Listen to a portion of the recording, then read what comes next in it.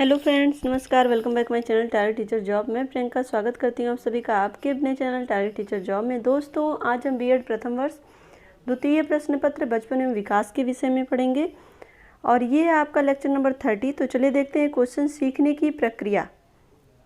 दोस्तों, सीखने की प्रक्रिया ये आपके डीडी यूनिवर्सिटी 2019 में पूछा हुआ क्वेश्चन है। तो चलिए देखते हैं उत्तर। प्रत्येक व्यक्ति नित्य प्रति अपने जीवन में नए नए अनुभव एकत्र करता है।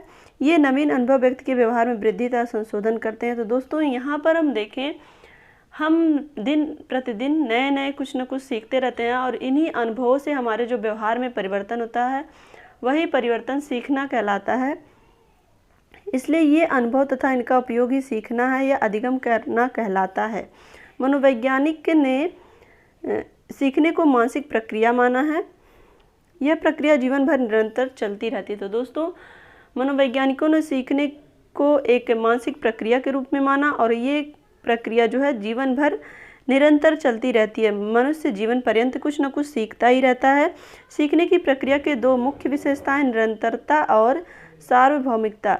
यह प्रक्रिया सदैव और सर्वत्र चलती रहती है। इसलिए मानव अपने जन्म से मृत्यु तक कुछ न कुछ सीखता ही रहता है। उनके सीखने की प्रक्रिया में विराम और अस्थिरता की अवस्था कभी नहीं आती है। तो दोस्तों, यहाँ पर हम देखें, सीखना एक निरंतर प्रक्रिया है। हम दिन प्रतिदिन कुछ न कुछ सीख ही रहे हैं, तो फिर कहीं ना कहीं इस प्रक्रिया में अस्थिरता कभी नहीं आती है। हाँ, इतना अवश्य है कि उसकी गति कभी तीव्र तो कभी मंद हो जाती है। ये हमारे ऊपर निर्भर करता है कि हम कितनी तीव्र गति से क्या चीज़ें सीख रहे हैं और कितनी मंद गति से सीख रहे हैं। इसके अतिरिक्त मानव के सीखने का कोई निश्चित स्थान और समय नहीं होता है। वह हर घड़ी, हर समय, हर जगह कुछ न कुछ सीख सकता है। वह न केवल शिक्षा संस्थाओं में वरन परिवार, समाज, संस्कृति, सिनेमा, सड़क, पड़ोसियों, सगी साथियों और अपरिचित व्यक्तियों, वस्तुओं, स्थानों सभी से थोड़ी या अधिक शिक्षा ग्रहण कर सकता है। तो दोस्तों, यहाँ पर हम देखें, हम हर पल हर जगह कुछ न कुछ नया सीखते हैं।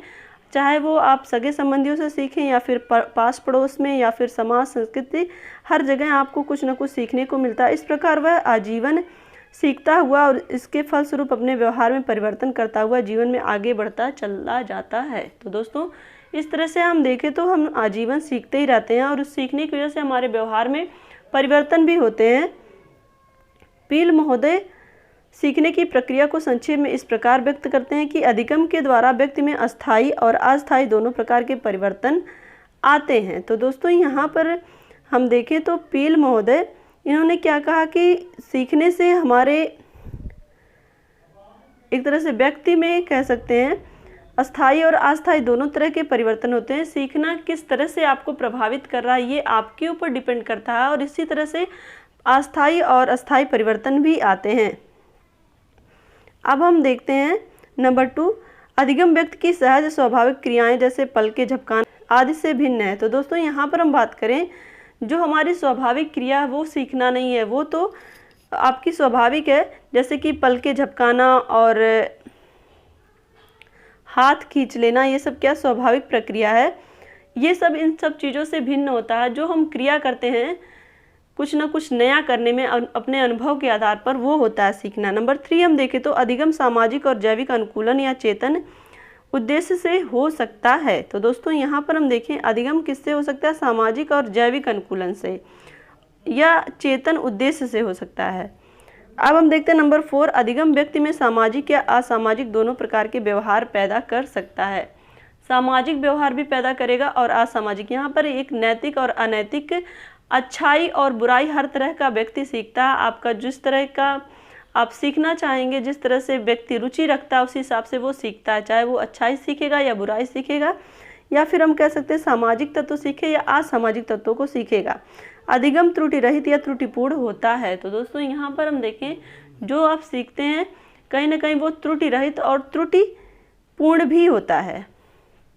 तो दोस्तों, इस तरह से हमने देखा कि अधिगम की जो प्रक्रिया है, सीखने की जो प्रक्रिया है, वो व्यक्ति में निरंतर चलती रहती है, जीवन पर्यंत चलती है।